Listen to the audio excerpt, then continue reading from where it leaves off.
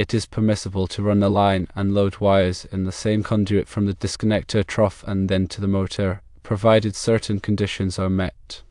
Firstly, the conduit must be large enough to accommodate all of the wires without overcrowding. Overcrowding the conduit can cause the wires to overheat, which can damage the insulation and create a fire hazard. Secondly, the wires must be properly secured within the conduit. Loose wires can move around and rub against each other, which can also damage the insulation and create a fire hazard. Thirdly, the conduit must be properly supported. The conduit should be supported at regular intervals to prevent it from sagging or being damaged. In addition to these conditions, relevant National Electrical Code, or NEC, sections must be followed. NEC Section 300.3 C requires that conductors of different systems shall not occupy the same equipment, enclosure, or raceway. Line and load conductors are considered to be part of different systems, so ordinarily they should not be run in the same conduit. However, NEC Section 300.3 B permits line and load conductors to occupy the same raceway if they are separated by a barrier. A trough is considered to be a barrier, so it is permissible to run line and load conductors in the same trough. Therefore, to reiterate, it is permissible to run the line and load wires in the same conduit from the disconnector trough and then to the motor, provided that the conditions outlined are met. Considering the conduit size, it is important to perform a conduit fill calculation to ensure the conduit is large enough. This calculation takes into account the size and number of conductors to be installed in the conduit, as well as the type of conduit being used. The NEC provides tables that specify the maximum allowable fill for different types and sizes of conduit. Exceeding the allowable fill can lead to overheating and potential fire hazards. When securing the wires within the conduit, use appropriate connectors and fittings.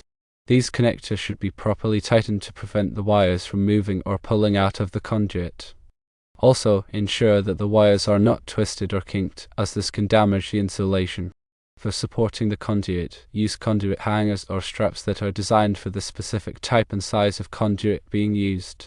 These supports should be installed at regular intervals, as specified by the NEC, to prevent the conduit from sagging or being damaged. The spacing between supports will depend on the size and type of conduit, as well as the environmental conditions. It is crucial to always consult the latest edition of the NEC and any applicable local codes for specific requirements and guidelines. Electrical work should only be performed by qualified and licensed electricians who are familiar with these codes and safety procedures. Failing to comply with these regulations can result in serious injury or property damage. When dealing with line and load wires, it's important to understand their distinct functions. Line wires, also known as hot wires, carry electrical current from the power source to the load. Load wires, also known as neutral or grounded conductors, return the current from the load back to the power source. These wires are typically insulated to prevent electrical shock and short circuits. The insulation is color-coded to indicate the wire's function, with black or red typically used for line wires and white or gray used for neutral wires. Always double-check the wiring configuration and use a multimeter to verify the voltage and current levels before working on any electrical circuit. Never assume that the wiring is correct or that the power is off. Always follow lockout/tagout procedures to ensure that the circuit is de-energized before starting any work. This involves disconnecting the power source and placing a lock and tag on the disconnect switch to prevent it from being accidentally turned on. When working with electrical components, it's essential to use appropriate personal protective equipment, or PPE, such as safety glasses, insulated gloves, and non-conductive footwear. These items will help to protect you from electrical shock and other potential hazards. It is also important to be aware of the potential for arc flash, which is a dangerous electrical explosion that can occur when working with high voltage equipment. Arc flash can cause severe burns and other injuries, so it's important to take precautions to prevent it. This may include wearing arc-rated clothing and using specialized tools and equipment. Regularly inspect your electrical equipment and wiring for any signs of damage or wear. Look for cracked or frayed insulation, loose connections, and corroded components. Replace any damaged or worn parts immediately to prevent potential hazards. Consider using a surge protector to protect your electrical equipment from power surges. Power surges can damage sensitive electronic components and cause them to fail. A surge protector will help to absorb the excess voltage and prevent it from reaching your equipment. Also, ensure that all of your electrical outlets are properly grounded. Grounding provides a path for stray electricity to flow back to the power source, which helps to prevent electrical shock. If you are not sure whether your outlets are properly grounded, have them inspected by a qualified electrician.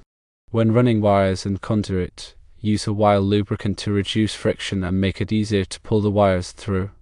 This will also help to prevent damage to the insulation. Avoid pulling too many wires through the conduit at once, as this can overload the conduit and make it difficult to pull the wires. If you are using multiple circuits in the same conduit, be sure to identify each circuit with a label or tag. This will help to prevent confusion and ensure that the correct circuit is being worked on. When connecting wires to electrical devices, use the correct size and type of wire connectors. Over-tightening or under-tightening the connectors can lead to loose connections and potential hazards. Also, be sure to follow the manufacturer's instructions when installing electrical devices. This will ensure that the devices are installed correctly and will function properly. When working with electrical boxes, ensure that the boxes are properly sized for the number of wires and devices being installed. Overcrowding the electrical box can make it difficult to work on the wires and can also create a fire hazard. Also, be sure to use the correct type of electrical box for the application. Different types of electrical boxes are designed for different purposes, such as surface mounting, flush mounting, and wet locations. When running conduit outdoors, use weatherproof conduit and fittings to protect the wires from the elements. This will help to prevent corrosion and other damage. Also, be sure to properly support the conduit to prevent it from sagging or being damaged by wind or ice. When working with underground conduit, be sure to bury the conduit at the proper depth to protect it from damage. The NEC specifies the minimum burial depth for different types of conduit and wiring. Also, be sure to mark the location of the underground conduit to prevent it from being accidentally damaged during excavation. When installing electrical equipment in hazardous locations, such as areas with flammable gases or vapors, use explosion-proof equipment and wiring methods. This will help to prevent explosions and other hazards. Explosion-proof equipment is designed to contain any internal explosions and prevent them from spreading to the surrounding environment. Regularly inspect your electrical system for any signs of problems such as flickering lights, tripped circuit breakers, or unusual noises. These problems could indicate a serious electrical issue that needs to be addressed immediately.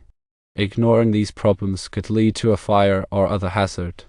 If you are not comfortable working on electrical systems, hire a qualified electrician to do the work for you. Electrical work can be dangerous, and it's important to have it done by someone who is trained and experienced. A qualified electrician will be able to diagnose and repair any electrical problems and ensure that your electrical system is safe and reliable. Remember to always prioritize safety when working with electricity. Electricity can be dangerous, and it's important to take precautions to protect yourself from electrical shock and other hazards. By following the safety guidelines and codes outlined in the NEC, you can minimize the risk of electrical accidents and ensure a safe working environment. When selecting conductors for electrical installations, consider the ampacity, which is the current carrying capacity of the conductor. The ampacity of a conductor depends on its size, insulation type, and installation conditions. The NEC provides tables that specify the ampacity of different types of conductors. It is essential to select conductors with an ampacity that is sufficient to carry the expected load. When selecting conduit, consider the type of environment in which it will be installed. Different types of conduit are designed for different environments, such as dry locations, wet locations, and corrosive environments. Select the appropriate type of conduit for the specific application to ensure that the wiring is properly protected. When installing electrical equipment, follow the manufacturer's instructions carefully. The manufacturer's instructions provide important information about the proper installation and operation of the equipment. Failure to follow the manufacturer's instructions could result in damage to the equipment or injury to personnel. When making electrical connections, use the correct type of connectors and tools. Use connectors that are specifically designed for the type and size of conductors being used. Use tools that are in good condition and properly calibrated. Using the wrong connectors or tools could result in loose connections or damage to the conductors. When working with electrical panels, be aware of the potential for arc flash. Arc flash can occur when working on energized electrical panels. To prevent arc flash, wear appropriate personal protective equipment such as arc-rated clothing, gloves, and face shield. Also, use insulated tools and follow safe work practices. When troubleshooting electrical problems, use a systematic approach. Start by identifying the symptoms of the problem.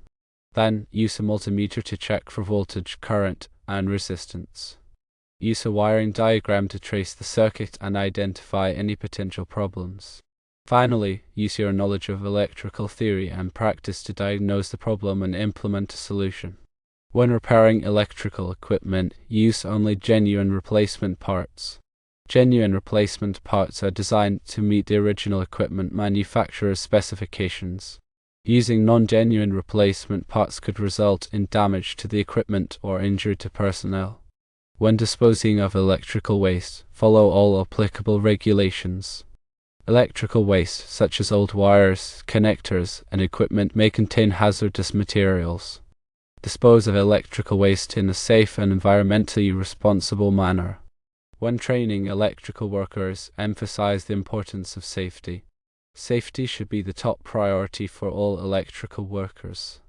Provide comprehensive training on electrical safety procedures, including lockout/tagout, personal protective equipment, and arc flash awareness. Also, encourage electrical workers to report any safety hazards or concerns. By following these guidelines, you can ensure that electrical installations are safe, reliable, and compliant with all applicable codes and regulations. Remember that electrical work can be dangerous, and it's important to take precautions to protect yourself and others from electrical hazards. Always consult with a qualified electrician if you have any questions or concerns about electrical work. Also, stay up to date on the latest changes to the NEC and other applicable codes and regulations. By staying informed and following best practices, you can help to ensure the safety and reliability of electrical systems.